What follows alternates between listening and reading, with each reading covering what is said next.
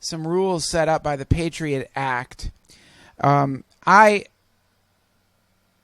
was a little surprised that they were there, but a part of me, I guess, has been expecting this kind of thing to happen. And I was even more surprised when they said that they were either going to arrest me and take me to a facility, or they said I could have my freedom if I would go to this CIA ranch in Santa Clarita for about 4 days. So obviously I picked the ranch, and I didn't know what to expect. But what ended up happening is I woke up to a lot of what's going on in the world, and I realized that much of what I've said on this podcast is okay for a teenager to say. All the conspiracy stuff and the pro-drug stuff and all that nonsense is maybe okay for a kid in college to say, but it's not okay for somebody to say who's well into their 30s. It's baby stuff. I mean, we don't live in the jungle. There has to be rules.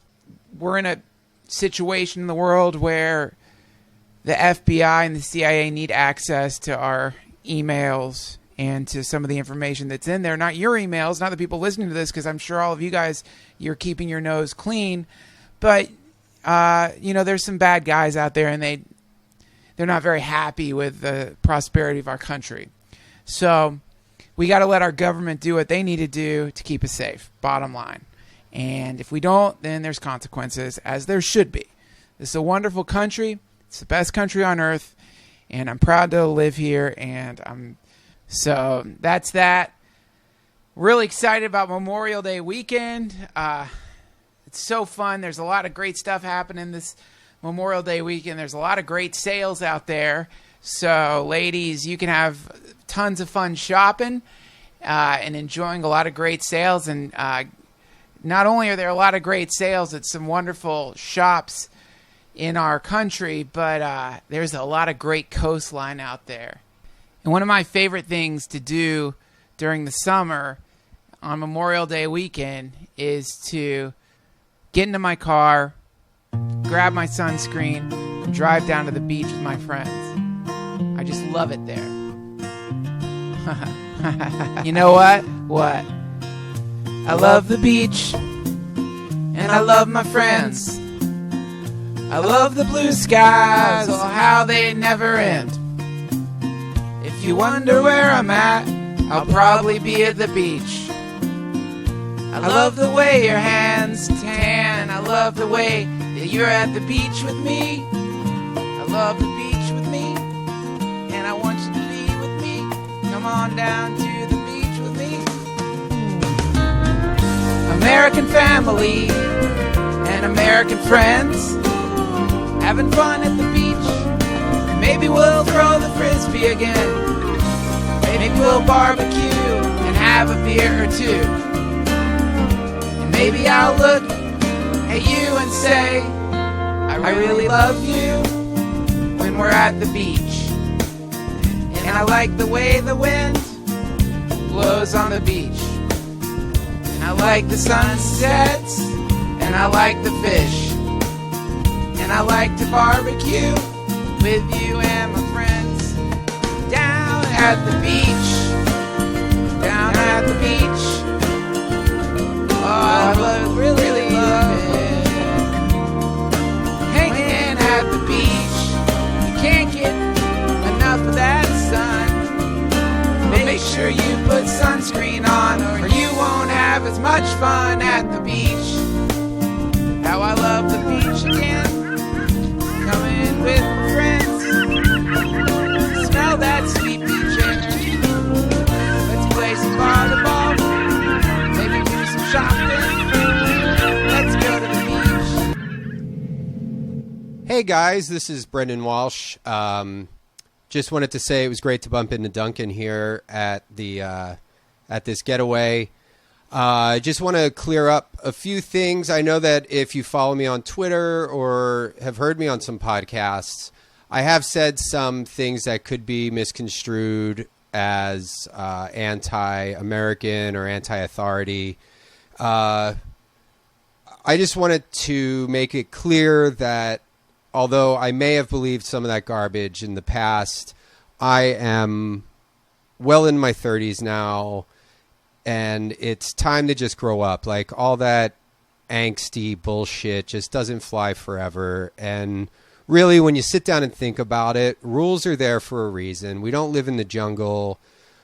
We can't have people murdering each other. We can't let terrorists go unchecked. Unfortunately, some of you might think that your rights are encroached upon because, the FBI is collecting data on your email searches and texts and everything. But you know what? They're also collecting data on people who want to harm America. And, if you keep your nose clean, you don't have anything to worry about. And you shouldn't be angry that the people who are there to protect you are keeping an eye on you too.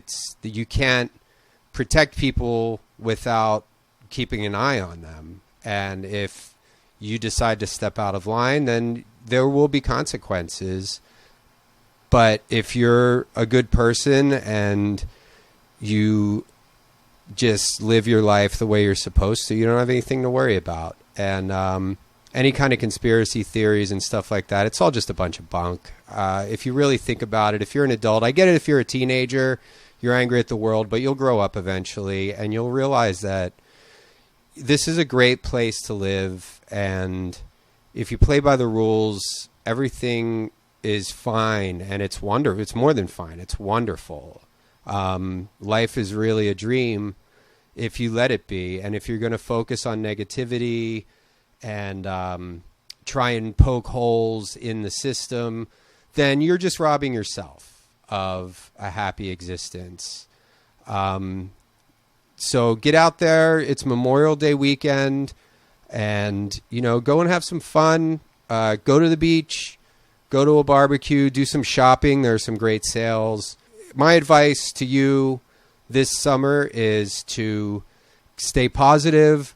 Don't question things too much, because you're just going to go down a rabbit hole of negativity. And like I said, you're just going to rob yourself of happiness. So I'm wishing all of you a happy, fun life. And if you play by the rules, the rewards are unimaginable. So this is Brendon Walsh signing off. God bless America, and God bless all of you Duncan Trussell family members. Spending the day at the beach is grand, it is, collecting shells and chasing waves all day. Waves all day. Now the sun is setting and you're packing up the car for the ride home. But wait a minute, you don't have to leave the beach at night. Grab some wood, grab some friends, make a bonfire and sing together at the beach. At nighttime at the beach. Watch those waves lick the shore under the moonlight. Let's sing some more. You are wonderful. Everything is great. Watching the stars dance in the sky and look into your friend's eyes and see how wonderful life can be if you just let go. Just let go. Sing a song and let yourself go. Great. Hey, everybody, we have a great episode for you for this Memorial Day weekend, or whatever weekend happens to be in front of you at whatever time period you happen to be listening to this at. But before we do that, first some business. The Duncan Trussell Family Hour podcast is sponsored by one of the finest, most patriotic t-shirt companies that I know of. They're so patriotic that they decided to leave the United States of America and go do their business in Thailand. Not because they didn't want to be here in the United States, because my sweet friend Bennett didn't feel like he deserved to live in our beautiful country beneath that sweet waving red, white, and blue flag and the fireworks flying in the night. Instead of staying in this country, he decided to go to Thailand, where people are incredibly open about sex and there's beautiful beaches, to punish himself. And there he created the Shore Design t-shirt company, an incredible t-shirt company where the ink of the shirts is actually made from Bennett's tears. Bennett, who runs Shore Design t-shirts, wakes up every morning and puts an American flag in front of his bed with a picture of Bill O'Reilly on one side and Glenn Beck on the other, and he takes a studded leather belt and whips his back for an hour until he's weeping in pain.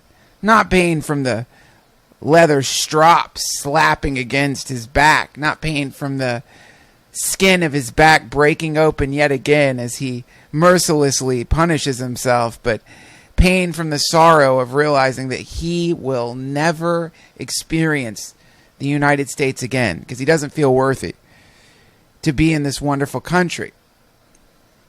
But every t-shirt at shoredesigntshirts.com is a testament to this man's love of the United States of America.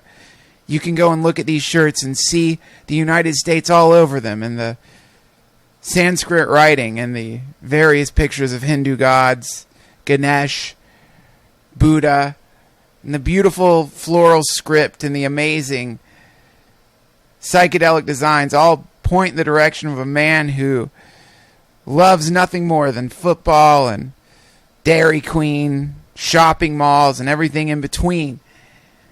Shore Design T-shirts, it's a Patriots company, and I invite you to go visit them at shoredesigntshirts.com. If you put my name in, you will get 10% off of these beautiful American shirts made by an expat in Thailand of material that does not come from America, with designs that are of an Eastern Indian origin. ShoreDesignT-shirts.com. Go visit the website. Put my name in. You get 10% off. We're also sponsored by an amazing little company called Audible.com. Audible.com is a fine purveyor of some of the greatest patriot books available, read by some of our greatest and most genius political patriots out there. What you want to listen to a book read by Glenn Beck at Audible.com? Well, I invite you to go check out Control, Exposing the Truth About Guns by Glenn Beck, or Glenn Beck's Common Sense, The Case Against an Out-of-Control Government, or Glenn Beck, Agenda 21. I don't even know what that's about, but I guarantee it's good. Or Glenn Beck, Being George Washington. Or Glenn Beck, Cowards, What Politicians, Radicals, and the Media Refuse to Say. Or Glenn Beck, The Overton Window. Or Glenn Beck, Common Nonsense. Glenn Beck and the... No, that's somebody who doesn't like Glenn Beck. That's a commie son of a bitch who wrote that. And his name's Alexander Zaitchik. So my friends at the CIA, if you're listening, you might want to investigate that son of a gun. You can listen to Glenn Beck, Arguing with Idiots, or Glenn Beck, An Inconvenient Book. You can listen to Glenn Beck, The Federalist Case for the Constitution Adapted for the 21st Century, or you can listen to The 7 Wonders That Will Change Your Life by Glenn Beck. Or why not check out The Christmas Sweater by Glenn Beck? Or even read Broke, The Plan to Restore Our Trust, Truth, and Treasure by Glenn Beck. Or you can listen to The Snow Angel by Glenn Beck. Or go listen to Idiots Unplugged by Glenn Beck. Or if you really want to listen to a great book, go check out The Real America, Message from the Heart and Heartland by Glenn Beck. Or a more ominous book, you can check out America's March to Socialism, Why We're One Step Closer to Giant Missile Parades by the great Glenn Beck. True patriot. These books are read by Glenn Beck, and I highly recommend you check them out. If you go to audibletrial.com/family hour and put my name in, you'll get a free audiobook. You got to sign up for a trial membership, but you can cancel it at any time, and you get one of these free audiobooks, which I highly recommend. Go to audible.com. Also, they send us $15, so it's a way for you to help support the podcast. Another way that you could support the podcast is by going to amazon.com. We have an Amazon portal through our website. I've recently discovered the amazing awe-inspiring truth that I don't have to leave my house anymore thanks to Amazon.com. You need file folders. You don't have to go to Staples and breathe that weird toxic air that fills up a Staples, that strange mix of cleanser and God knows what anarchists are doing in there. That's one thing I don't like about a lot of office companies is they don't do background checks on many of the people who use the office supplies, and a lot of these people are buying paper so that they can print out anti-government messages and mail them to kids or drop them, put them in playgrounds or drop them from trees over kids playing in playgrounds. So pretty irresponsible of some of these companies to not do background checks to find out who's buying all this paper. But you don't have to go to these. You don't have to support these companies anymore. You can just go straight to Amazon.com, straight through the portal located at DuncanTrussell.com. We have an Amazon portal. The next time you're going to Amazon, go through our portal. Enter our portal. Let yourself slide into our portal and buy whatever you're going to buy on Amazon. They give us a small percentage. And the most direct way to support this podcast is by going to DuncanTrussell.com. We just got a whole new fresh batch of T-shirts in. We're all stocked up again. We sold out of everything. So go get them while you can, because when they sell out, because of maybe things have changed, but in the past, because of my stoner irresponsibility, it would take 2 months to restock the shop. So go to DuncanTrussell.com and check out the shop. Buy some shirts, go to Amazon, go to Audible. Today's episode of the Duncan Trussell Family Hour is actually yesterday's episode of the Duncan Trussell Family Hour podcast. It's actually several weeks ago I did this podcast with my friend and former lover, Natasha Leggero. Natasha is a famous comedian. She's on Chelsea lately. She has been on a series on NBC called Free Agents.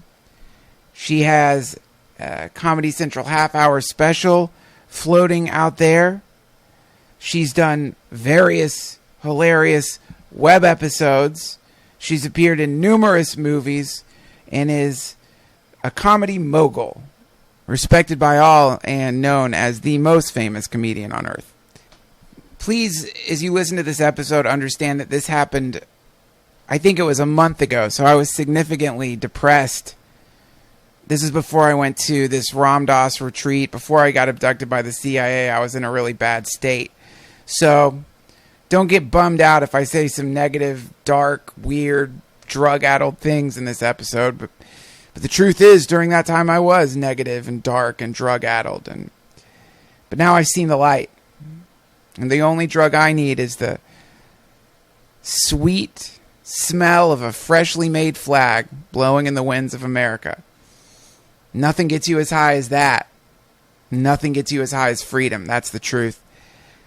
So everybody, please welcome on this Memorial Day weekend, or whatever weekend you happen to be listening to this on, brilliant comedian and former co-host of the greatest podcast of all time, The Lavender Hour, Natasha Leggero.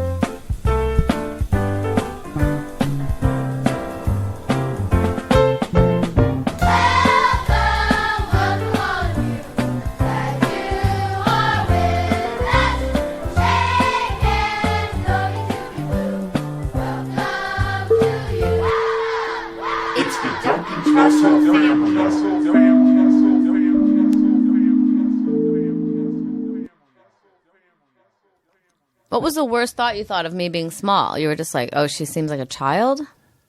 No, not at all. I just haven't seen you in probably. But why would I get mad if you tell me months. I seem small? As I recall, you never liked it when people call you small. We're recording. Former co-host of the much loved, now lost in the sands of time, The Lavender Hour, chomping on bread like the old days, Natasha Leggero. Hi. Hi. I'm just trying to annoy my enemies. Do you think your enemies are listening? I bet. That's a dedicated enemy. No, your fans, people who don't like me. You think my fans don't like you? Probably some of them. Well, I think that's pretty dumb. Not from you, but I don't know why my fans.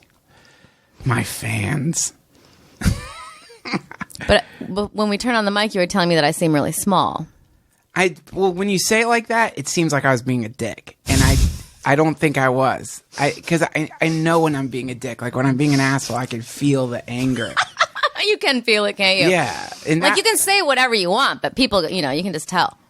Yeah, it's exactly. It doesn't matter what the sentence is if you have anger behind it, the whole thing gets fouled. And I know when I said that, I didn't feel any kind of anger at all. Just it was weird that it even came out of my mouth, because then I thought, oh, you sound like an asshole. I don't mean to sound like an asshole. You're beautiful. You're a beautiful girl. You know that. No, I didn't mean. I just think it's the small thing is funny. Oh, because that reminded me, because you were saying that were you being an asshole? But this guy told me the other night. He said, last night I was talking to this kind of bro, and as soon as I started talking to him, he goes, "You're at a 9 right now, and I need you at a 6." Wow, that is stunning. He said it to me twice. And like I was at the Soho House at this like MTV Movie Awards after party, but it was very small. Like there was only like 30 people at the party, and so I knew this guy from something before, but like I just had never been talked to like that. And I think it's because I don't hang out with bros. Have you? You're at a 9 right now, and I need you to 6. I could see like how I just laughed right now. Yes. I was not doing that. I was like, I mean that's obnoxious, but I said something, I laughed really loud just now. I know that's like, I could see if I was at a small party, like a cocktail party, and I did that huge cackle, someone would say, "You're at a 9 right now, and I need you to 6." No one says that. That's a control freak. Like that's beyond even telling someone. I wish you would calm down a little bit, because it's like you've turned them into. I was just like talking to him about nothing. I mean, but I'm like a little more animated maybe than like an average person. How did you respond? I was just kind of shocked. I was like, "Are you serious?" And I'm like, I barely said anything. I mean, I think I was kind of honest because I know him. You. Oh, is that neg repping? Yeah. Right. I know that people say that, but what does neg stand for? Because that neg repping doesn't really make sense to me. It's just like the idea is you throw out a quick passive aggressive insult to knock broken people off kilter in the hopes that. But I'm not broken. No, I know, but you just do it as a general rule. You mean to women? Yeah. No. No. It's neg repping's for broken people. Neg repping is the idea that by throwing a monkey wrench into the gears of an insecure person's machine, you will cause them to stutter to the point where they don't understand what's happening, and you've brought but who's them to judge who's insecure? Well, but there are people who try to fuck their way out of a hole. So if they feel like they've been placed into some kind of hole by you, like if you've like knocked them down or like hurt them in some weird way, like if you've thrown a piece of ontological gravel at the windshield of their life, those cracks, they think the way they can fix it, the way they can gain control again, is by fucking you. You're not one of those people, but there are people out there who they wield power through solely through their sexuality. I don't know. I think they're just being dicks. The bros? Yeah. Oh no. I don't think it's that in depth. I think it's just a misogynistic culture. Oh, I wouldn't. No woman could ever talk to a man like that. That is like a very misogynistic. But there's thing. Theory behind it. It's not like what's the theory? Dominance. Right. Well, I mean that's the problem with a bro is he's trying to dominate. He does not understand. He did not go to what's the kind of college you went to? He didn't go to Warren Wilson College where they didn't shave their legs. Right, but what is that called? It's called a liberal arts. Liberal arts school, right. Yeah, they don't do that. They go to state schools and do sports stuff, and so they're just kind of like monsters. I think there's also a testosterone thing happening too, where they're just like totally jacked up on like deep levels of testosterone, and that whole aspect of the spectrum, assuming the guy's not just like some idiot who says that to people and assuming he's using some kind of seduction trick, that level of seduction is so beyond anything any woman of any substance would ever respond to. Yeah, I think that the fish. Like if you have a brain, you do not respond to that. Right. So, but that means that you're reeling in these like plastic kind of like fucked up people, and then you end up fucking them. Oh, right. And that's like a whole subculture. Right. That's not really a subculture. Hookup culture. Yeah. So you end up. Yeah. Oh. So you're weird. Hookup culture. Hookup culture. So it's just like people just like tan people fucking each other in the underbelly of LA. Ew. Yeah. I mean, I don't like that. I think it is, and I would say that it's like a. Am I a prude? Because that just doesn't seem. I don't think I could ever live in that world. Because people live there, right? It just depends on how. It just depends on like how you want to get your kicks. You've got to like. Right, because some people can compartmentalize, and I think men in particular can compartmentalize, and they can just think of sex as this thing they have to go do, so they'll go into that underworld and get it done, and then go back to like life and like create and do whatever they do. But I think for a woman, she kind of has to live in it all. Does that make sense at all? Well, yeah. I mean, I know what you're saying. But I think some women probably can live there, but I don't think I could. You're not like that. You wouldn't. I guess you wouldn't go to like just fuck a bunch of people to see what it was like. No, and I'm sure some women would. Oh, I think there's something to be said for it. I mean, I think it's an important thing to do. I mean, I think that people would people who I respect would look down on me because I don't think I could do that. The thing that I've realized is the more that you go and do things that you think are disgusting or you think are like, whatever it is, sex being like one very small aspect of it, then what happens is you sort of pop the bubble of wonder, because then and then when you get wisdom. And when you know what? Well, you know what it's like. You know what it is. Anything. So many people. You're right. There's so many people who have this this part of themselves that they're terrified of, and then so that thing grows in the dark, and then what ends up happening is the thing like gets too big, and then it comes out at the wrong time, and then they like end up getting confused. Whatever it is, it is not just sex. It's so many different things, but it's like you should just try everything. I'm not telling you to go out and get into hookup culture. You'll get AIDS. I like that way of looking at things, though. To just try everything. Not everything. Try the stuff that you're terrified of. It's like the stuff that you or feel dirty about, or the stuff that you feel like, oh, what's wrong with me that I would want. I don't know if I have many things like that. You might not, but some people do. And what's wrong with me that I want to spend 2 weeks decorating? Do it, yeah. That's what I'm saying. That's what I want to do. I don't want to like go fuck some teenagers who still live at home and no, exactly. That fucking lick their assholes at the same time, or whatever you guys want to do in hookup culture. My point. What was the scenario? I don't know. Licking teenagers' assholes, like at the same time. In their parents' bedroom or something. I'm just trying to think of what a man. That's what bubbled up out of your subconscious. Honestly, no, I was trying to think of what a man is into. Sure. I was trying to think of the most ridiculous scenario. Yeah. Look, maybe you should decorate while you have some teenage asshole around to lick. I love decorating. I really do. But I'm saying when I think of a dark side of me, that's like the darkest side. That I want to like quit what I feel like is my life and career. Right. And just decorate. But I don't want to stop at my house. I feel like it's like decorate an this instinct. place. I would love to. I need help. I would like to decorate. Yeah, well, all that stuff is like I say do it.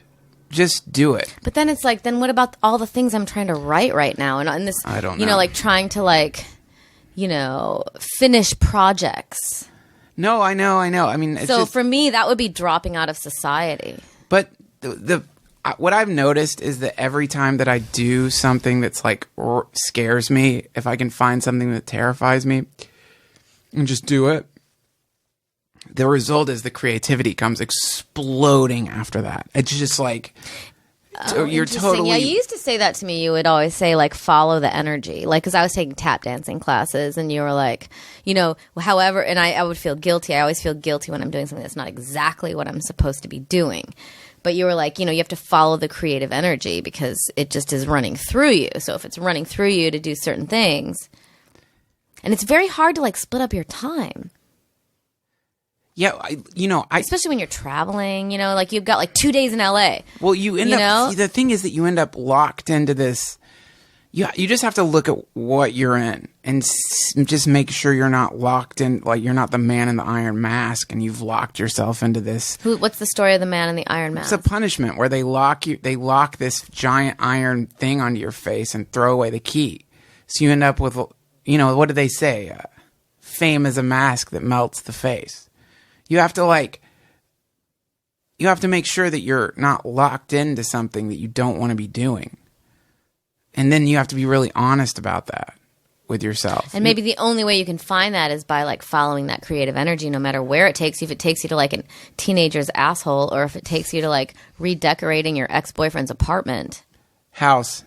I'm just saying. But yeah, I think that the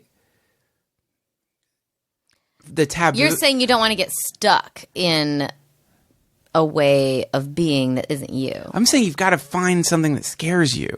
Why? Well, because that's when you know you've sailed into the deep waters. But don't those things just find you? How do you find something that scares you? Like your mom just died. That probably scares you. That helped. So it's like it's happening from the world. You know? I mean, like the bombings today, that kind of scared me a little. I don't mean that kind of fear. It's like, here's a really dumb version of it. Parachuting. Jump out of an airplane. Go do that. It's terrifying. I wouldn't do that. That would scare the shit out of me. But I know that if I did it, the end result would be this like thing I learned. And I think that... What do you think you'd learn? Well, I would have conquered I would have conquered fear, and I'd know what it'd be like to plummet towards the earth from very high up. Now, that's an easy trick. People do that all the time.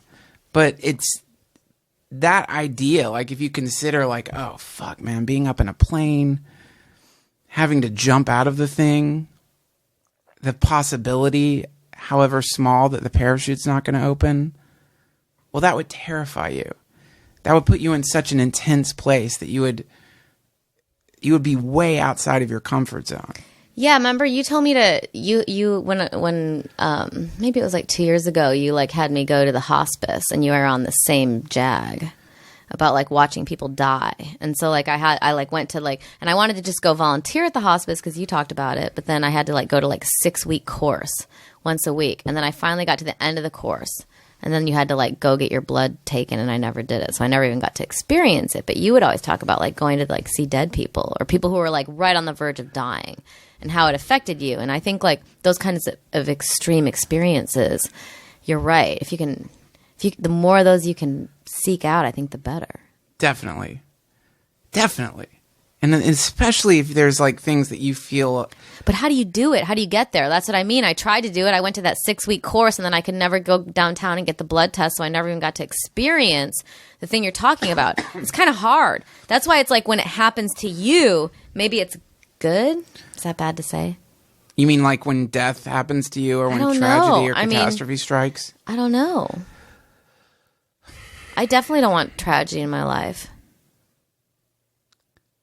So you're saying through skydiving, you can like recreate that kind of feat, those intense feelings. I'm using that as a very lame example, but I'm saying that there's got it in the majority of people. There's a string of aspects of themselves that they're terrified of, and all those are whatever it is, as simple as just ducking out of your job for a day, calling in sick for no reason, just whatever it is. I found that those experiences tend to be so juicy and really so. Have you called in sick for no reason lately? Yes. You have? I haven't done the podcast in weeks. Nuh-uh, this is the first one? No, I recorded one with Emil on that I'm going to release tomorrow, but this is the second one I've done since my mom died. But I went into a... Your mom died like 3 days ago! Yeah, but she was sick for... it was like I went over... I was there for 2 weeks. I was there for 2 weeks, and then I went on tour for a week. And then she died when I got back. So it was like a month total that I was out of L.A., and during that time, the only podcast I did was with her. Those were great. Thanks. I really liked those. Yeah, well, they were. I mean, I can't. Well, because your mother's so smart. I mean, she was a therapist, and she's very wise, and she's very wise about emotional things, and I think it was great. And then to be in the midst of this experience you're talking about, the two of you together, and to have that recorded, it was very cool to listen to. It was cool she did that. It was very graceful the way she died too. Yes, and it doesn't seem like something. I mean, in her worst moods, she would not have agreed to that.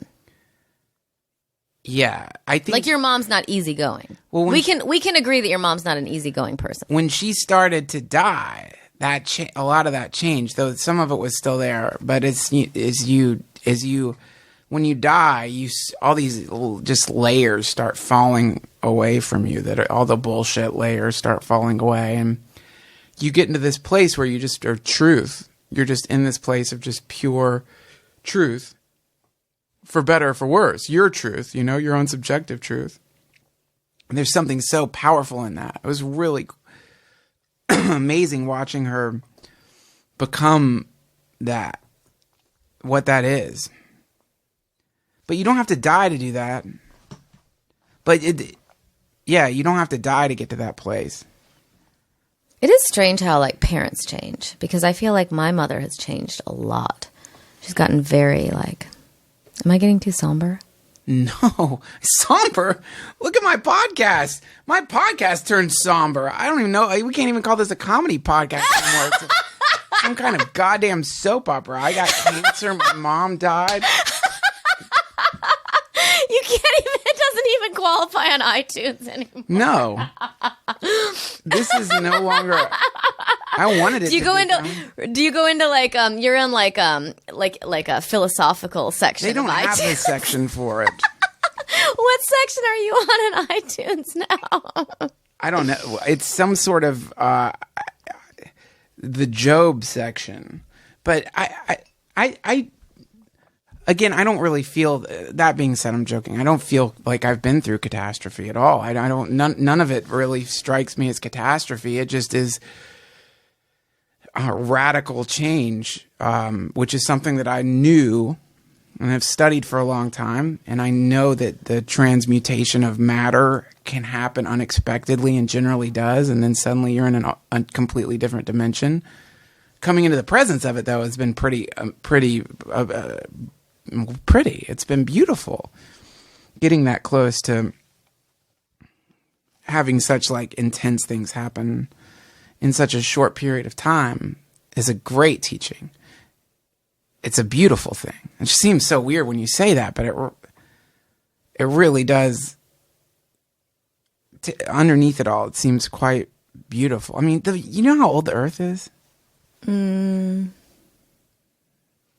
16 billion. No, that's older than the universe. The universe is only 13.4 billion years old. The Earth is 6.3 or something. Million? Billion. Maybe 4 to 6. It's been around for a very long time. But if you consider that the Earth is 4 billion years old and our tiny little minuscule lifespans are 60 years, then you understand quickly that the whole thing is a catastrophe. I mean, the rate of speed with which we're plunging into oblivion is, compared to the amount of time the Earth has been here, it's almost light speed. We're here. We really are fireflies. We're here for this one little flicker So It doesn't feel like a flicker. it's a flicker. It does, though, sometimes. Like, if you think of something you did, like, think of the last vacation you went on. Like, you know, like, sometimes when you're at the vacation, you're like, there's so much going through your mind. But then as soon as the vacation's over, you're like, oh, look at those moments that I wasn't experiencing. Yeah, right. And it just becomes this, like, quick little movie show of, like, nothingness and blips. So That's your it. life is going to be like that. Yes, that's it. Like that kind of fake vacation. Exactly. That's exactly it. So it's like the more that you can find out, okay, well, where am I really faking it? Like what parts of me are really faking it? And then when you know that, then you can just do a reversal and think, well, what's the opposite of that? What would the opposite of that look like? And then you do that. And it fills you with the greatest fear. I mean, that feeling is so fucking awesome when you really get that fear. I'm not saying... Wait, you think fear helps you live in the moment? Take the morphine. Why does it have to be about morphine? I'm just saying, like, when that was one thing I was scared of, is my mom had a bottle of liquid morphine, and I'm like, oh, fuck, I should try this. She did not seem fucked up. And then I was scared. Well, she wasn't then. Then after you... Did you take some? Yes. Morphine? Liquid morphine. You take it in a dropper. And you What happened? Yeah, it's kind of akin to, like, Vicodin. It just makes you really tired and heavy and gives you really cool Let's try to dreams. think of ways of entering that space that isn't like drugs. 'Cause No. that's limiting. Well, I mean, no. Because if you don't get there from your will, like if you don't figure out how to like live in the moment in a vacation without drugs, you know, like if you want to get to that place where you can like understand life or you don't really know it. Because then you always need the drugs. No, I'm just saying as an example. Right. That was terrifying. I'm not saying go out and be a drug addict, but I am saying that there's like go past where the lifeguards tell you to go. That's the advice. I think that's great advice. But it'll kill you. Oh, really? Exactly But the what if same you just way. try it? Exactly the same way. Trying morphine once is not going to kill you. If you did, or twice. But if you did it like, I just am getting a vibe that maybe you did it twice. No, I did the morphine. Well, I did it twice, but then I moved from the morphine to Dilaudid, which is like pharmaceutical grade heroin. So then, like, because she had like an infinite amount of Dilaudid. How much of that did you take? I took a lot of that. I took it. Really? Did you throw up? Is it a narcotic in the sense that you throw up? Like an opiate? I didn't throw up, but you get this kind of itchiness, but it's like the most beautiful itchiness. On Dilaudid? Yeah, so you go into like junkie mode where you start itching yourself, and then Were you alone? Like it must not be very no, social. I wasn't alone. I was with my brother, but like Was he on it too? as a tool to kind of deal with the fact that mom had died, and we were both just. I mean, Right, no, I understand. We're just blasted from it, from the experience. So like I have all these like escape hatches that I use to try to avoid reality, and one of those is narcotics. And the experience is divine. This is like. But you can't get there without doing it. That's the problem. The problem is not that you can. The problem is the dopamine hangover, which is that after you stop taking them, the next couple of days you feel bleary and depressed and tired, and then it's just not worth it. I mean, I don't think I could get addicted because the come downs too. It's brutal. But that's the problem. Is the exchange is very expensive neurologically because you get this explosion of bliss, like crazy bliss. Like you really do. I could see like why jazz musicians get into narcotics, because you get this like crazy moment of everything is suddenly perfect, followed by 2 days of like grumpiness. So fuck that. But it's good to try it once. God, I'm a horrible role model. The problem is the more this thing has become popular, the more I know that there are teenagers who listen to this, and you guys should not do this. Don't listen to me when I'm. Honestly, I didn't even get stoned till I was like 27. But see, everyone's got so much information right now. But I think it's bad to get on drugs too early. I think they should be used like intelligently as like an adult. Well, to get you to these places that you're talking about. And then you try to get there in life maybe. Or like when you said like last night I was at my friend's house and we were watching what's it called? Hip Hop Wives of Atlanta. Yes. And the commercials, like I hadn't watched commercials in so long because I don't really have TV. The commercials are just like, I felt like I got someone on LSD who would like just like, who could not understand what was happening. Like commercials are so crazy. They're so clearly pandering to people. And they just pretend like they're doing this thing that is like not true. Yeah. It's so obvious. Right. And like the fact that that's how people are getting like creating empires, like from tricking dumb people. It just seems so intense.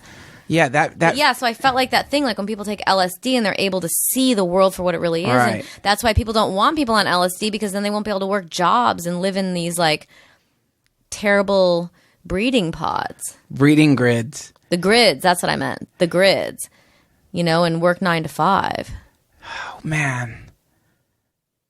But that's how so I think that if drugs can take you to that place where you can understand it and then like take it with you in your life, that's good. Because it expands your mind. It's a confusing thing. Well, it's not just drugs. I mean, the main thing is like you find the boundary that you are keeping find the prison that you've locked yourself in. Drugs is like skydiving. It's kind of a cliche way to go into like because sobriety's cool. In the day, like when you're working really hard on something and you haven't had a drink and you're not smoking pot, like. Yeah, I think sobriety's pretty cool. But I guess. I mean, I don't know. It's like sobriety. What is sobriety? You look and you see like all the different ways people are getting off, coffee, cigarettes, antidepressants. It's like, yeah, I don't know. I mean, you're right. It's just a form of something, huh? I mean, sobriety is yeah, like just to say you're sober because you don't. It's like it's like the very similar to, and this is a joke that a few comics I know do various jokes about. Rogan does a joke about there's no such thing as a vegan who doesn't tell you they're a vegan. Like, right away. In the same way, with sober people, it's like, it's not just like they tell you they're sober. It's like a thing. It's like. No, that's not true. I don't think that's true. I think there's lots of different types of sober people. I think there's people who've never had a drink who are sober people. Oh, yeah, there's that. But I'm saying the inevitable ex-addict who's like got a fucking. Right, but that's not every sober person in any way. No, it's not every sober person. I'm just saying the people who have like an axe to grind. My only comment is that it doesn't have to just come from drugs. That's all I want to say. No. I mean, that's just one route, one way in. There's a lot of different ways. I just think the smarter you can get yourself, the better. I think the idea is and to get smart, you expand. That's what you do. You expand. That's something my mom told me on her deathbed. Expand. And I've been thinking about that a lot. Like, what does that mean? Expand. That's what your mom told you on her deathbed? Did she have like last words? Wait, were you there for her when she died? No. So when did she tell you that? And during the podcast? She told me that when I was. I honestly, I can't listen to the podcast. I won't be able to listen to it for years. So I don't remember everything that was said. But because she told me, do this tour. You should go do the tour. Don't cancel it. So. Oh, I know. She told me. I think it's good because it could have lasted for 3 months. Well, she just wanted me to do it. And she told me during the tour, she was like, expand, go beyond what you are comfortable with. And then I thought about that a lot. And then I started to think like, oh, if I want to expand on stage, then I have to start expanding in my life. And expanding doesn't mean like good things a lot of the times, or it doesn't mean doing being the best version of you. That's not expanding. It isn't? No, that's being like, that's mommy issues, or that's being what your daddy wanted you to be. That's not expanding at all. That's just being more of a robot. So you think expanding is getting pushed to the dark, pulled to the dark side? No, it can be the light side too. There is no dark side. But the light side would mean that you're trying to get better. Well, no, this is like for me, I'm trying to run in the morning. So That's like for good. me, waking up at like 8 a.m. when I like went to bed at 3 and jogging my dogs for like 2 miles. Virtuous. I'm saying, though, that's expanding myself. But Absolutely. It's also not coming from like succumbing to a dark side. No. That's succumbing to like the light. Yeah, no, discipline is, you could do both. I think you should do both. I mean, I think when you get the imbalance between one or the other is when you start getting really annoying. Like, if you become too dark and you're suddenly like this kind of untalented Elliott Smith, and you're like, what's the opposite of goth? Like a cheerleader? The opposite of goth would be, or a Hooters waitress.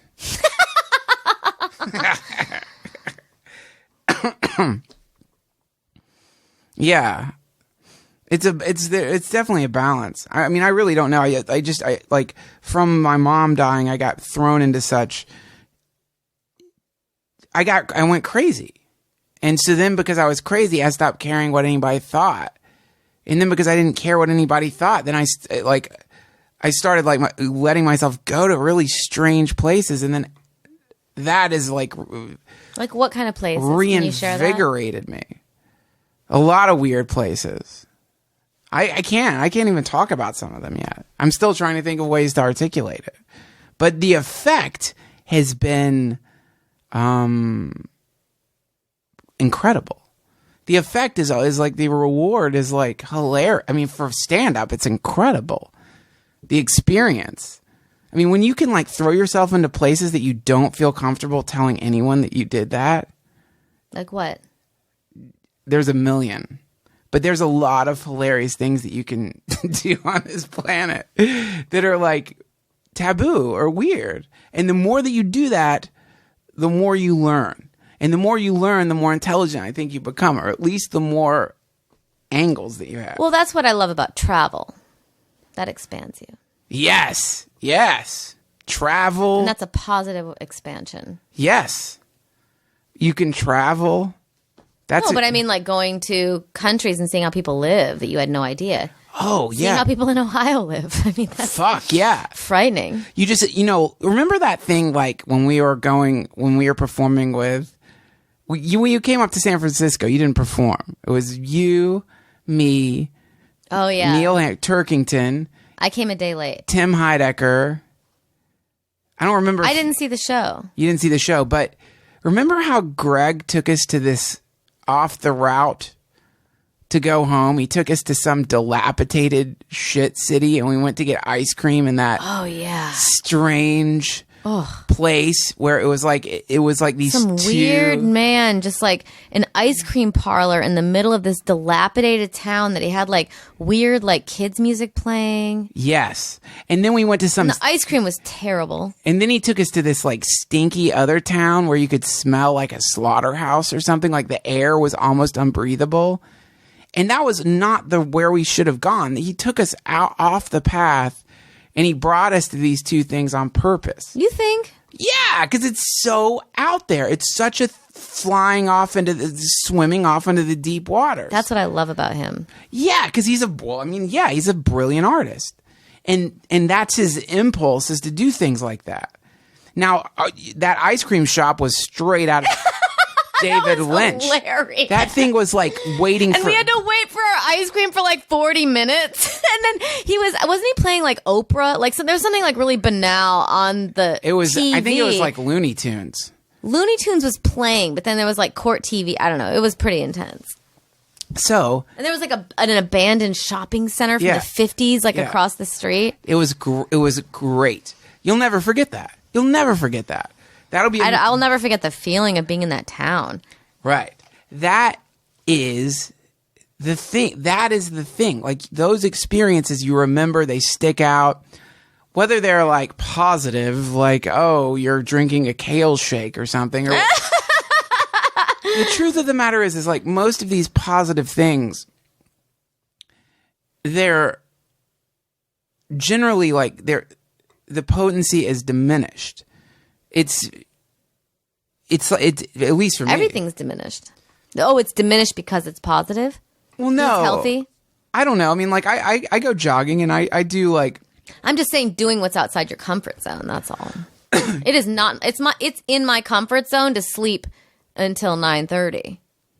That's like how. Right. That's like really easy for me, and maybe I would love life more if I did that. No. I know what you're saying. But getting up and like making yourself get up out of bed, that's hard. No. That's good. That's a beautiful thing to do. That's a great way to throw yourself off, is to set your alarm for. Because you know you're gonna feel great in like an hour and 20. Yeah, you set your alarm for 5 a.m. No, not 5 a.m. Sometimes you set your alarm for 5 a.m. 7 a.m. 5. That's too extreme. But these are I'm talking about for people. A lot of people are in a rut. Right. You set it for 5 a.m. Right. And then what you do is your alarm goes off, and you will not. You'll just think that what you did was a whim. And you're like, what did I'm not really taking this seriously. And then you go into a state of mindfulness, and you look at that part of your being that's saying, oh, this isn't real. I'm not taking this seriously. And then you'll see one part of your being. That's not your whole being. That's just the entropic part. And so then what you do is you push yourself out of bed, and you stand up, and you have this vertigo because it's 5 a.m. and you only slept a few hours, and your head feels heavy, and you force yourself away from the bed. I am just now feeling good though, and I woke up this morning at 8. It's like it's like you also need to get your sleep. You torment, but it's good to torment the beast. It's good to stick pokers into the hide of the beast and send it squealing out of its little nest for a little bit to show it who's boss. It is good to do that.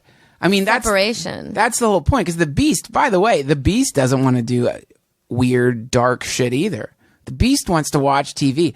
The beast wants to be inside. The beast wants to do the most mediocre, lame, lazy, median thing. It doesn't want to do some crazy shit. The beast is lazy. The beast is not some slavering fucking thing that's going off into gutters, seeking out the dark moments, or flying into the heights to experience the beauty of discipline and opening your third eye through diet and yoga. The beast wants to enjoy cable, air conditioning. But you're saying you can tame the beast. I'm saying you can torment the beast. By tormenting it, though, I feel like there's great returns. Definitely. I mean, the beast doesn't create... Because then you're like, wait, I did that. It's like almost like you're not your comfort. Yeah, freedom is greater than comfort. Is that a saying? That is a saying. And freedom is not being enslaved by the thing. Again, this is just one version of reality. By the way, if you wanted to like slip into some entropic pig version of yourself, go ahead and do it. Just do it. If that's what you're desiring, I say go for it. Fucking do it. I mean, I dive into the goddamn tar pit. Why not? Swim around in the fucking thing. I mean, because that's the other side of it, is you can fight it all you want, but you will get sucked back into the whirlpool inevitably. Let's cut to a caller and see what they think. I'm hungry. Do you think people would want to have this? You should take callers. I know, but then I would because you're like talking about, it's like the opposite of when they're taking callers. Like, okay, we got 2 free tickets to see Duncan Trussell in Philadelphia. Yeah, I would like to take callers. Once I get the... How big do you think Duncan's dick is? Call in. If you got the right number, 2 free tickets. Can we give away 2 free tickets? What show is that? I don't know. I feel like morning radio has that kind of vibe. Morning radio does not say how big is their dick. They don't. You know that. Well, but like Sirius radio, because there's like there's a new kind of radio you do now that's not quite morning radio. It's like morning radio that doesn't have restrictions. So they get perverted sometimes. How big's your dick? I'm just saying perverted as opposed to... I mean, we should probably cut to a break or something. We're back. Just making us pause for no reason after like a joke about the size of my cock only makes it seem so suspicious and exciting. I don't remember what my point was. But I do think going outside of your comfort zone is cool.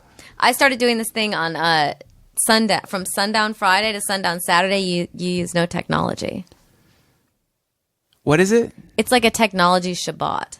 So from like sundown Friday to sundown Saturday, you're not supposed to use any technology. And they call it a Shabbat because, like, have you ever met someone like who's Jewish who, like, I remember one time I was working a job and we needed a Jewish person to sign something, and they're like, I can't sign anything today. Yeah.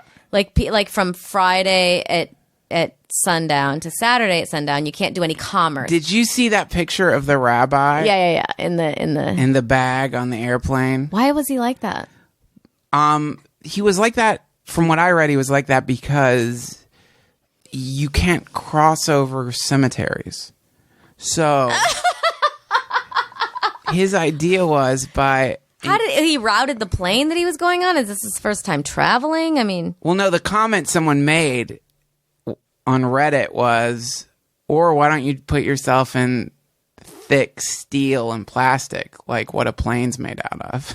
You know, like right. The plane's already made of material 1,000,000 times stronger than a garbage bag. So by putting the garbage bag around you to try to avoid... Who took that picture? That was probably one of 17 pictures that were taken. Because that was like last week. Like I straight up just got on the internet. Like he immediately. Looked like a... God, I wish I was on that flight. Gift pack. I saw it.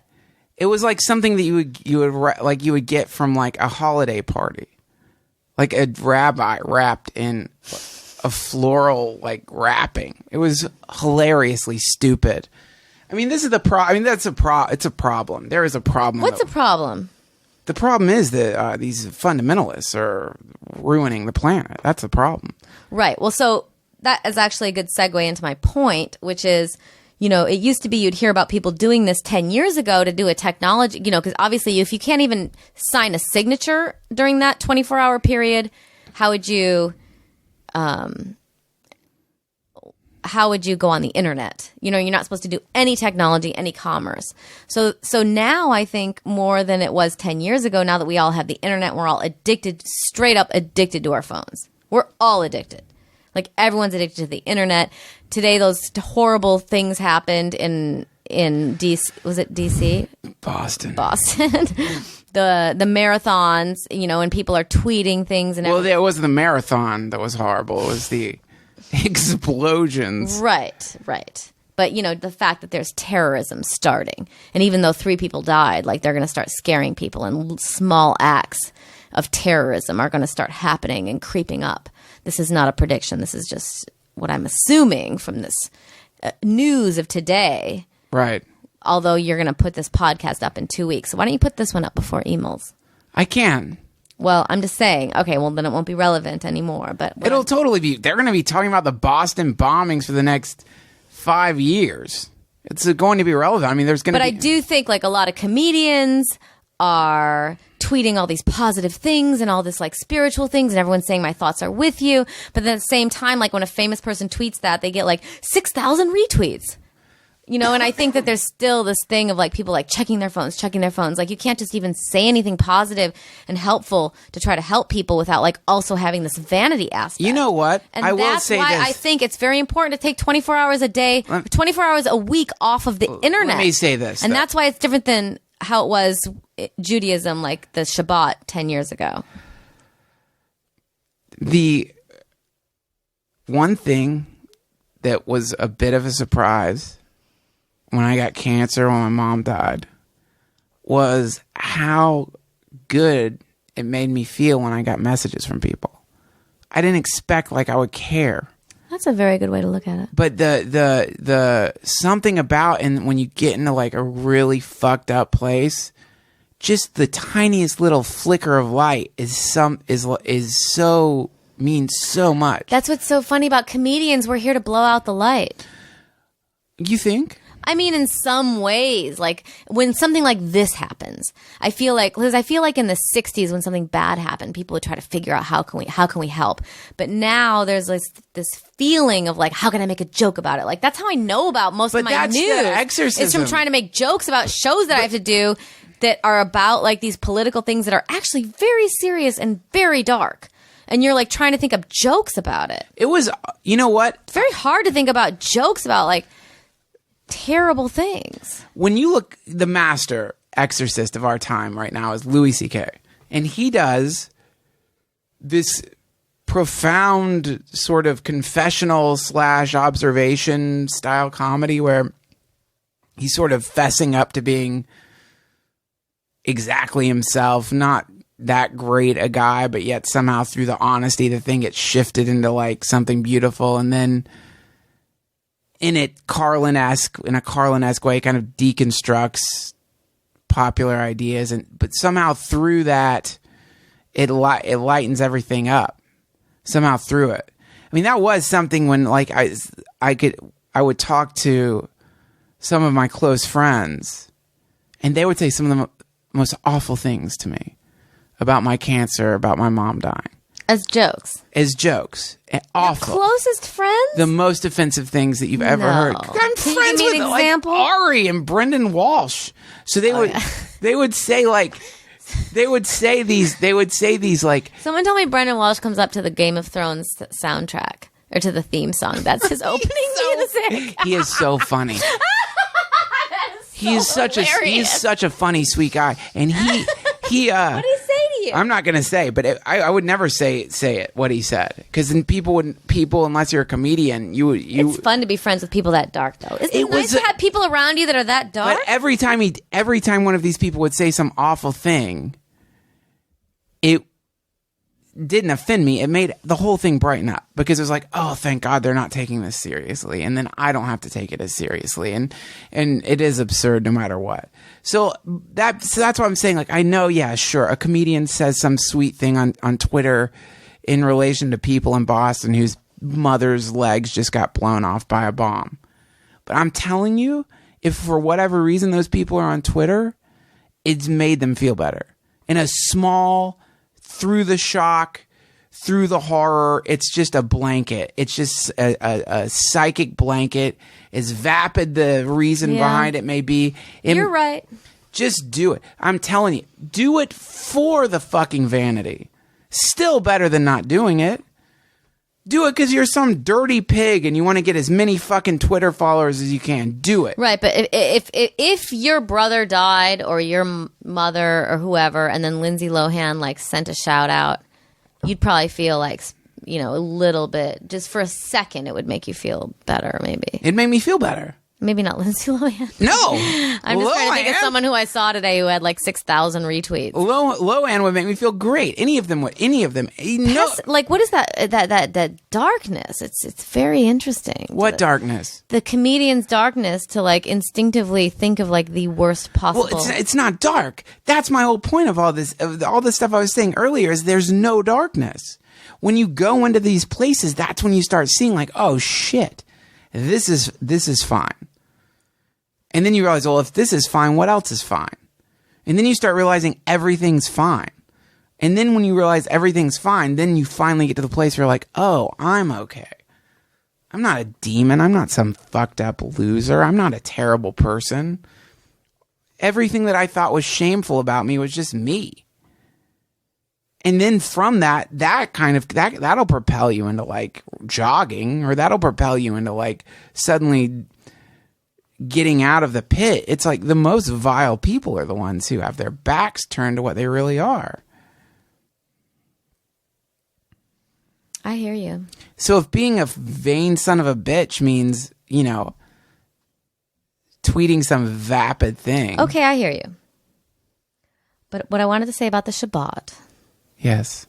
Which reminded me of what we were talking about, getting out of your comfort zone, is that this girl was telling me, who I was doing it with my friend Sophia, she said that her rabbi told her, because I'm like, you know, during this 24 hours when I don't go on the internet, like sometimes if I'm going to be spending 24 hours at home, like not like connecting with nature, not talking on, not checking my out replies, not, you know, returning emails and driving and like freaking out and like doing all this stuff. If I'm going to be doing this, but I might also want to like watch movies. Yeah. Or like do something that's like inspiring. But she said her rabbi said in those 24 hours, just do what you don't normally do. Right. So if you could spend 24 hours a day doing what you don't normally do, disconnected from the internet and disconnected from architecture. What do you mean architecture? I don't normally do architecture. What's that mean? I could like make architectural plans. Yeah, you could do that. But I'm just saying, like, if you feel like the internet's like getting to you a little bit, like I cannot stop checking my email while I'm driving. Yeah. No, that's bad.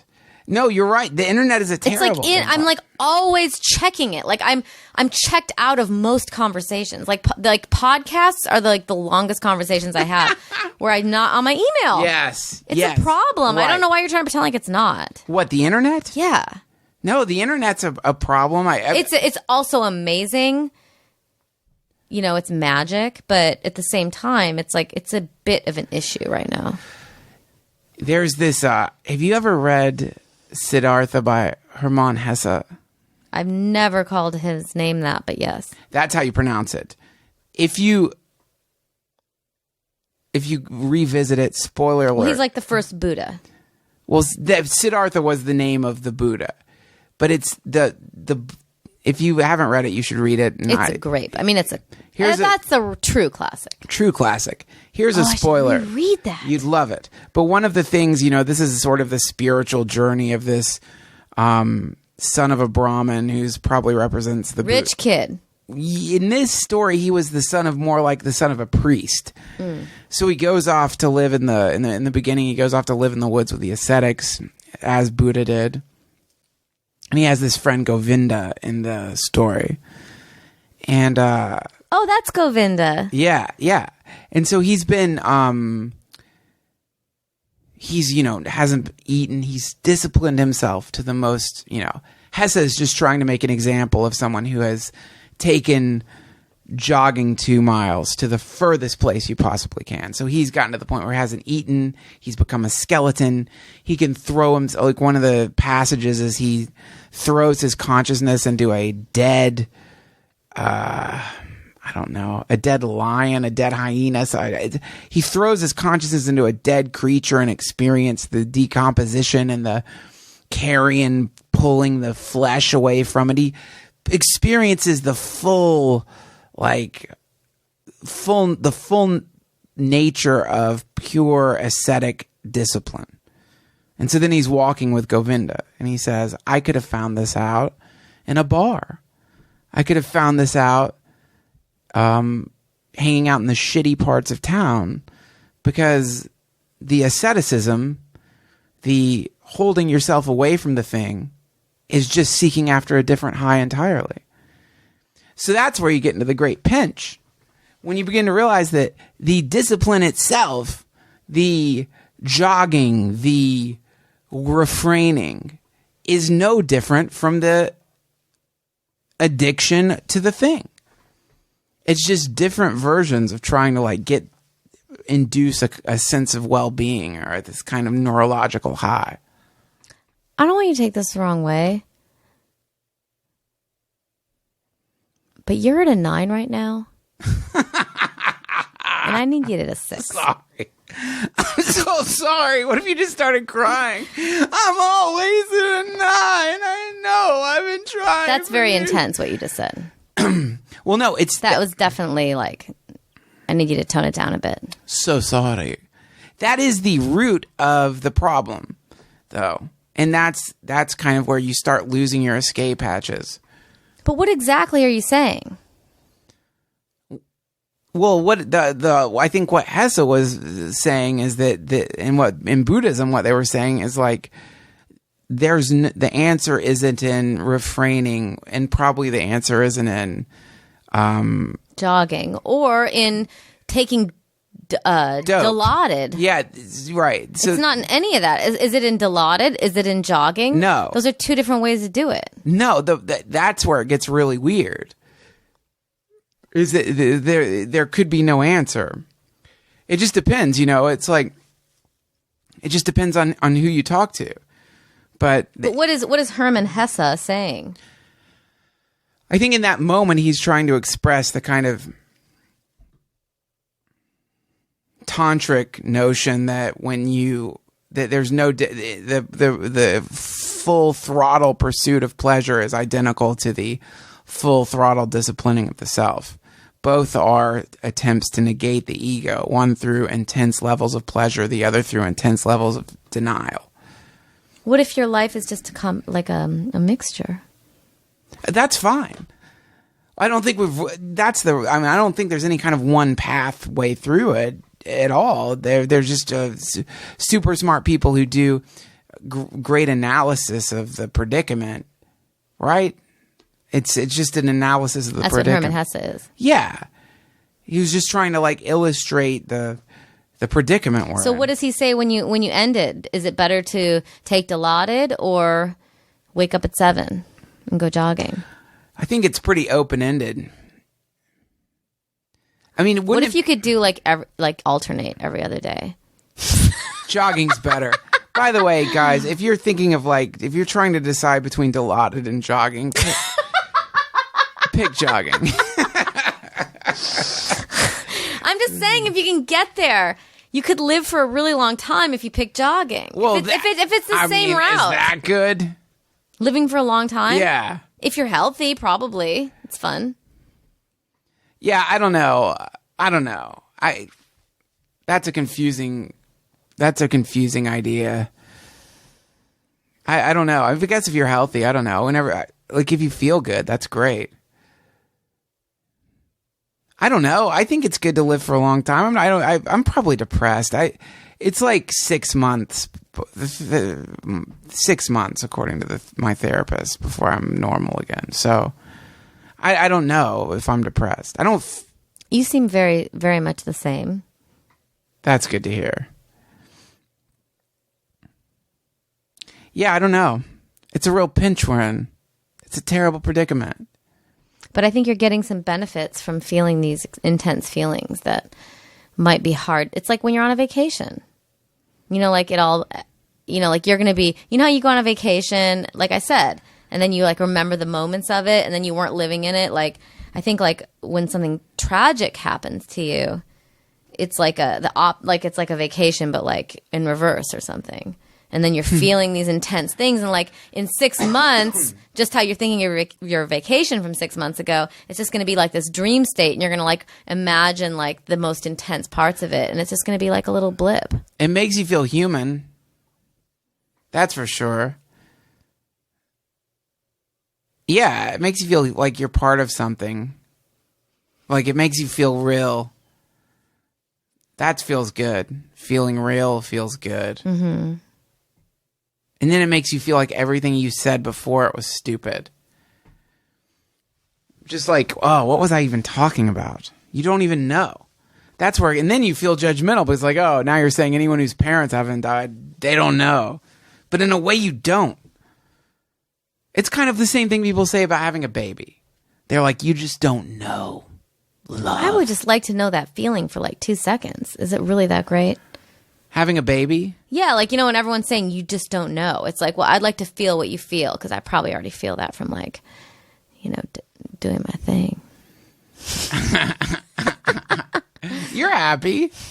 I'm just saying, like, everyone, you're right, though. Everyone always says that. You don't know. You're a happy person. I am. You're happy. I think. I don't know. I'm also like. No, if you wonder if you're happy, you're happy. You're happy. You seem happy. You're not. I don't think you're in the doldrums. I went to this Jewish mystic. Yes. And he said, don't ask God for too much. He hates it. Oh, great. Shut up. But I thought that was interesting because I feel like that is like a problem. Like you always ask for more. But what if you just try to be happy with what you have? I have an idea. How about you don't say what the creator of infinity wants? You fucking idiot.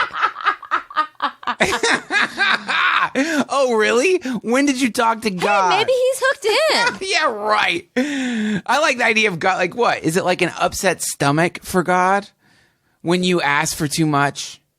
Does God like, how does it, does he get mad? Just for you. Are you that important? That when you ask for too much, the creator of the entire universe gets mad? Well, maybe he's mad because you're not appreciating these blips, like your vacation. I'm just sick of like what if you can't live in the moment? Sorry, I'm just done with fundamentalists. They're just idiots. You're right, though. Fundamentalists of every of sex. all shapes and colors. Why? Well, because they're retarded. They're liars. They're tricking people, and they're goddamn fucking clowns. It's like, you are not telling me right now that I have to be careful about asking the creator of stars for too much? Is there a scale? Yes, but by saying things like that, you're just sort of doing what Herman Hesse was doing. How is Herman Hesse any different than, telling you through a story? No. That's a silly thing. It's like I've said this in the last podcast. Sorry, I might tell this story 3 more times, though, because it's so amazing. One of my uncles gave a eulogy for my mom. I don't know why they let him do it. He's a fundamentalist Christian, worships Loon, the great homophobic god. And he came out and he's like, Deneen used to try to psychoanalyze me. If you know me, you know you shouldn't do that. I wonder if she's up there in heaven trying to psychoanalyze God. That's probably not a good idea either. He said that? Yeah, at a funeral. But this is a anytime anyone starts telling you what God wants or doesn't want, I say 100% they're idiots. 100% dumb. 100% dumb. All dumb. All dumb. That's what you should call this podcast. Because imagine sitting down with someone and saying to them and meaning it, this is what God wants. I know, but you hope that people are connected or something. No! Isn't that what the Bible's trying to tell you? No, the most connected people are the least connected. The most connected people are the ones who would never in a million years tell you what God wanted. And they wouldn't even use the word. This is why there was, in the beginning, you weren't supposed to say the name of God. There's a reason for that. You're supposed to be cool. The meaning was, don't say God. Just don't even, it's like talking about enlightenment. Just don't even talk about enlightenment. Just shut up about enlightenment. About either being enlightened or wanting to be enlightened. I have this book called The Enlightened Mind that I've been reading. It's all these passages from people that the author considered enlightened. But the moment the person themselves claims to be enlightened. Oh, I hear you. I gotta pee. Oh, hold on. Let me pause it, then we'll wrap it up. We're back. What a pleasure to see you again. Oh, thanks. Been too long. Thanks for doing the podcast. No problem. Do you have any shows coming up? Not this weekend. I'm doing Bridgetown. This weekend. I think you should put this podcast before Emil's. No. Why? Well, you don't need to promote Bridgetown. It's a festival. Well, who cares? What do you have coming up after that? I think I'm just going to decorate. I hope so. Decorate this fucking house. I need help. Do you have a wallpaper budget? Yes. You do? I do indeed. That could be good. Yeah, I've got a wallpaper budget.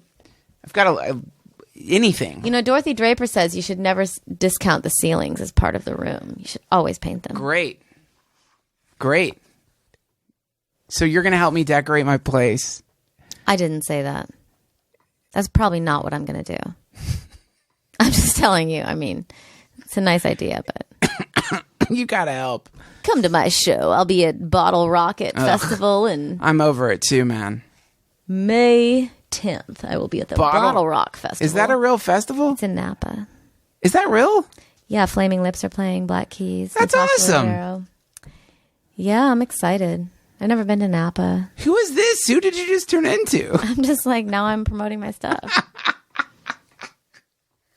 You had a whole... You asked me if there was anything coming up, and then I had to get into that mode. We were just talking about No, you had a shift in... Mondarava. You had a shift in... Mondarava.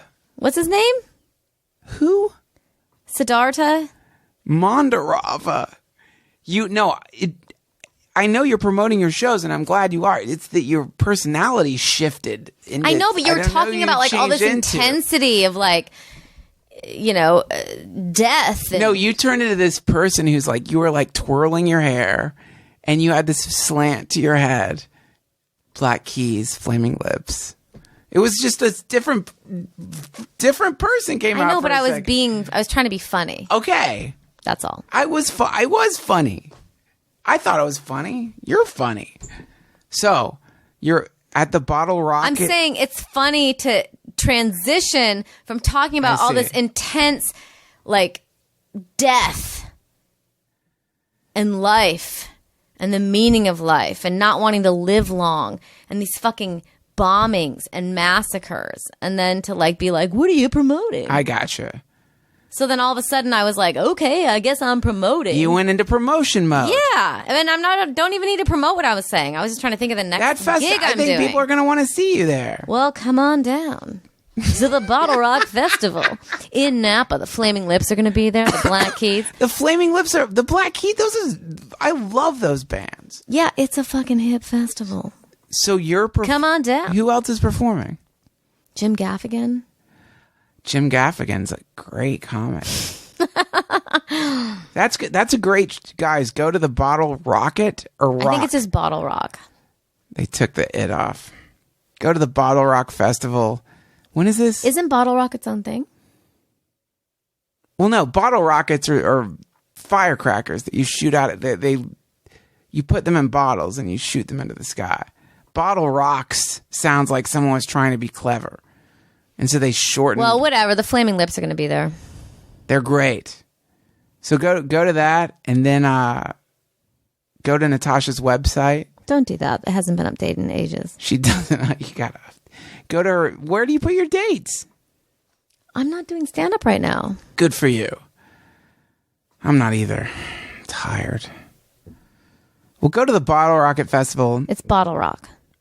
Go to the Bottle Rock Festival in Napa. Look up Natasha online. She's hilarious. See her live if she's around you. Anything else you want to say? I mean, I wish we could take a caller right now. I think you should take callers. Next time. Okay, I'm just Once we telling get you. this on video. Because you're talking about such deep subjects that like that would be a funny thing to be like, okay, let's cut to a caller. I did. I did. And then just the idea of like the kinds of things you're talking about, like what do people think about what you're saying? I think that would be very interesting. I did Tom Green's podcast, and he takes callers, but he doesn't broadcast the podcast live. So people call. He'll tweet, "We're taking callers." We took callers once and didn't broadcast it live. We had Tom Lennon. Yeah, it was what he does, though, is because people just say, well, I'm not listening to the podcast because you can't listen to it. But I just want to say. There's no way to have it be going and then take callers. That's what's interesting to me. So they can get in on the conversation. And the podcast I did, his gag was he would take the call. They would say, hi, Tom. I just wanted to call. And then he just hangs up on them. It's so funny. He took like 3. It was funny to me. No, that is funny. The Lavender Hour. Why do you have those offline? Those should be online. They'll be back up. I can pay $20 a year to keep that. Can you help? I mean, why would you get rid of that? It's like $20 a year to keep that on the internet, and it's off the internet. That makes no sense. And like someone already snatched up the site. You can't even get lavenderhour.com anymore. Well, we'll have access to it if people want to revisit the old days. Do you miss doing the Lavender Hour? No, but I do think it's like a nice. You didn't like doing it. No, I like doing it, but I don't miss it. I like the proof. Huh? You hated doing it. Well, that's a very weighted question. You didn't like it. Well, I liked it when it's like one of those vacations you go on. Like looking back, I want them to exist. Like when that dog Blanche had all those puppies. Like when it was happening, it felt like a goddamn nightmare. But then like now that I think about all those puppies, I wish I would have been like, enjoying those moments. Don't live in the temple of regret. Okay. Somebody with lung cancer told me that. People with smoking issues are the worst. I know. Ugh. the worst. Like, I can smoke like 1 cigarette a day. You shouldn't. I know, but it's only one a day. Have you ever seen the Australian cigarette packages? Mm-mm. Oh, but I was in Buenos Aires and they're god-awful. Oh! The worst. Natasha, what a wonderful human. An incredible being. Thank you for doing the podcast. I miss the lavender. I like doing the Duncan Trussell Family Hour, but I think we got a lot of great laughs in the lavender hour. It was a very funny podcast. Oh yeah, that's true. No, I wouldn't. Maybe if I could listen to it online somewhere, if it was on Bing, I would be able to. You would go back and listen to the old episodes? Yeah, a lot of people would. Where are they? They're online. No, they're not. Yes, they are. No, they're not. Yeah, if you go on iTunes, they're all there. They're on iTunes? If you go to the iTunes link for this podcast, they're all there. Oh, really? Yeah. Does it say the Lavender Hour? Yeah, just scroll down. Oh, that's cool. I think they're all there. I haven't checked. I don't think that's true. They're all there. Well, whatever. This was one. A lot of laughs. This was practically a lavender hour. Okay. It's a little different. How? You're not making me do it like in between an audition and like, you know. I mean, we didn't have time to do it then. I had to twist your arm to do those things. Yeah, we were like living together and it was just like really hard. This is like now the podcast just got really good. I don't want to end it. It was hard. Oh, God. I think it's really hard to live with somebody. That was terrible. That was terrible. How long was that terrible for? For a year? Was it over a year that it was terrible? That was rough. That was at least 6 months of bad. It was more like a year, right? Natasha, was it a year that it was bad? I'm just saying it's hard to like work and live with somebody. That's all. It was, not only is it hard, it's like a tragic mistake. I don't think it's a tragic mistake. I think it depends on the people. Oh, no, I don't know. I mean, I don't think you can like work and live with somebody at the same time. Or you can, but like someone told me that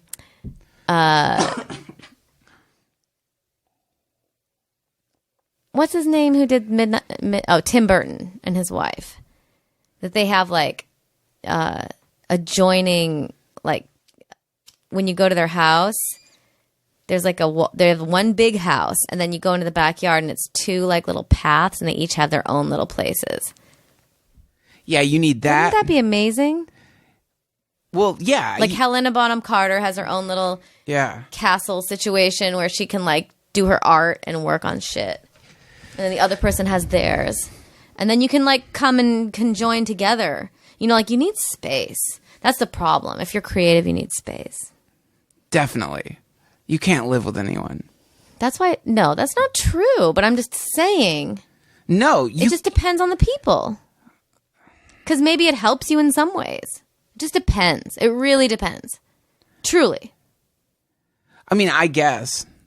It depends on the situation. I believe in... Because maybe you have someone taking care of the things that you can't take care of. I believe in UFOs. Well. In the same way that I believe that people should live together. It truly depends, Duncan. Well, it depends. Because if something comes so naturally to someone and it's the exact thing that you lack, and it's so easy for them, if you live together, then life just gets easier because you're just doing your natural thing and it's helping the other person and they're doing the same thing to you, and then it can be really great. Give it a shot. I'm just saying it needs to work. It needs to be the right working situation. Out. That's just one of those tryout things. Like when you take liquid morphine, you don't have to. Liquid morphine's furniture isn't in your house. What? When you move in with somebody, it's like you don't. It's a deep pit because you can't get out of it right away. Like there's no escape.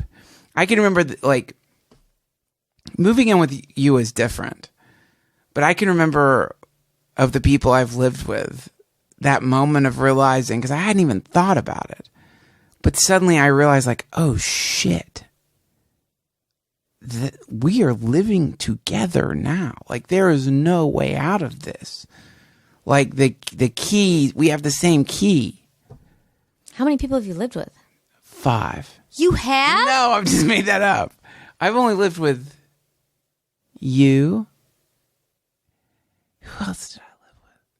Well, many girlfriends back. I lived with someone. But The girlfriend before me you lived with.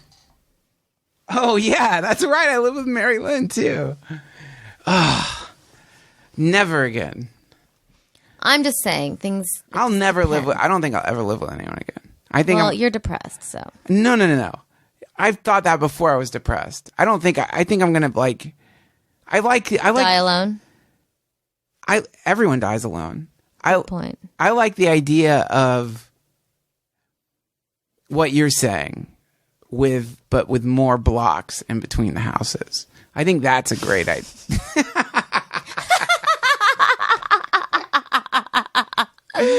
I think that's a good. I do too.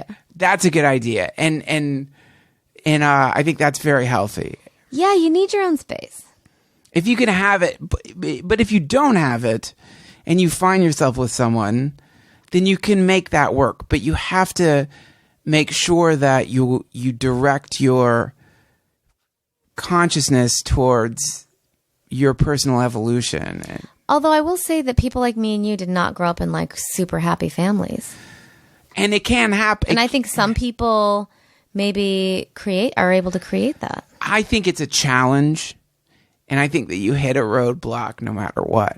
Of course. And I think that roadblock. You hit a roadblock if you're fucking Whitney Houston or whoever, if you're like, I don't know why I said Whitney Houston. I was just thinking of like, I know the most cheesy superstar I could think of. I know many people who. Katy Perry. I know a lot of people who are married. I like Katy Perry though. Do you like Katy Perry? I think she's funny. You know what? I've as part of my nervous breakdown. I'm into people who are like trying. I like Katy Perry. As part of my nervous breakdown, I have started liking things that I never liked before. And like I just watched We Bought a Zoo. And what? Yeah, and I the Cameron Crowe movie? No, it's what's his name from Matt Damon from Bourne Identity. How was that? Cheesy. But it's Scarlett Johansson? Yeah, but you like I can make like anything that's just even remotely attempting to be touching or that's attempting to like send a good message to the world immediately will make me start crying. It's part of my nervous breakdown. And it's like I've stopped hating those things, even though like I think that some of them are poorly executed. It's like, yeah, so Katy Perry, that Fireworks song. I like that song. It's sweet. It's like tweeting to the people in Boston. It's like, so what? So you didn't execute it in a way that's going to make fucking Morrissey like it. But you still sort of in this kind of very... It's hard to be sincere. That's the problem. I know. But it's hard to love. That's the hardest thing. You just don't even want it. No one even wants love. People just want to fuck. Nobody wants to feel love. Love crushes you. It's just like getting run over. Nobody wants to get run over these days. It's too much. Society isn't built for people feeling the depth of emotion. It's built for vapid, shallow, plasticky. Have you ever seen Tom Hanks' Oscar speeches? No. You should watch them. Are they comedy? No, it's just like he sweet. thanks his lover, which is his wife, and like he's like really sincere about it, and you can feel his sincerity, and it's like pretty intense. Yeah, no. You should link to them. Stephen They're really King good. when he writes about Tabitha King, right when he writes about his wife. It's possible. Yeah, God, I'm sorry. I didn't mean the whole don't live with someone. For me personally, that's my own thing. But for many other people, I think it's a very viable. If you can feel that feeling that like is like taking you to a whole other level. Do it. But yeah, definitely do it. And if you're in it, and it's dark and dry and horrible, and the person that you're with is not who you thought, and they don't think you're the person they were with, and you're lost in this living hell. Well, get out of it. All right. Well, thanks for having me. Natasha, you're so funny. You are such a funny person. Thank you for doing the podcast. You're welcome. Go to Natasha's website. Thanks for having me. Update your website. It's so easy to do. Doesn't it link to your Tumblr or something? I don't know. Just see me on Twitter or something. That person is... Follow Natasha on Twitter. Follow me on Vine. Follow Natasha on Vine. Have you been vining? No, it's not for me. I don't think of myself as a movie director enough to really get into that. Follow Natasha on Vine, Twitter. I do have 3 Vines up, though. They're really stupid. It's all me just trying to figure it out. And then once I was at the Soho House and I was trying to tape my friends on Vine. Why are you going to the Soho House all the time? Oh yeah, I've been there. I don't know. Ugh. I've been there a lot. What are you doing? What is that? People belong there and they want to meet there. I have to object to that.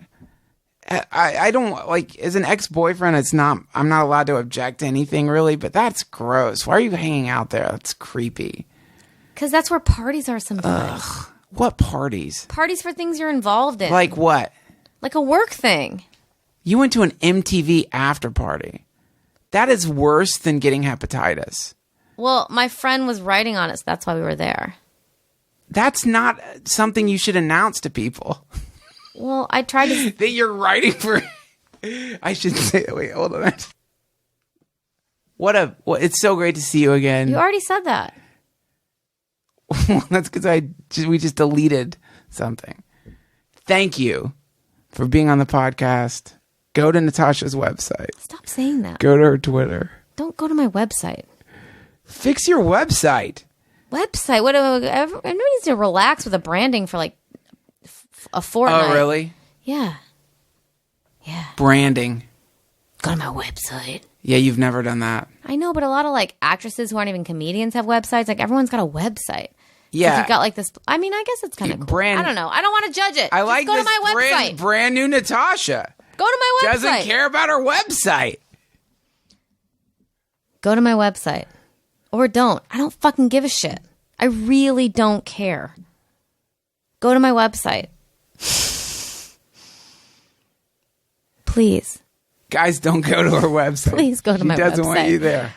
Leave the website alone. Do not go to Send me a message. Tweet at me. Don't tweet.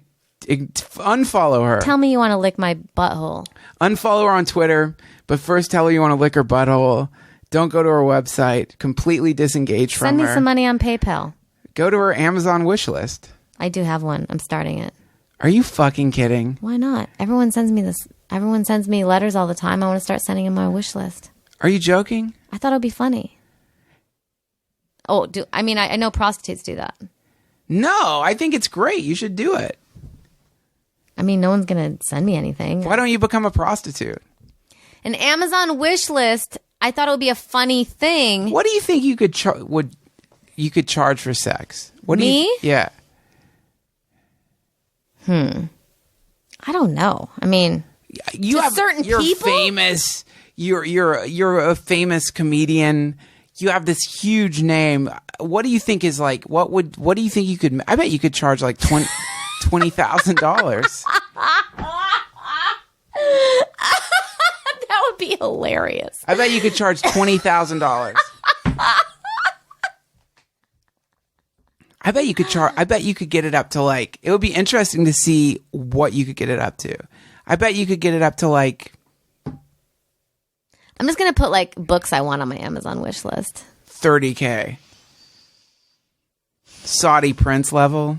I mean, that's very flattering. Thank you.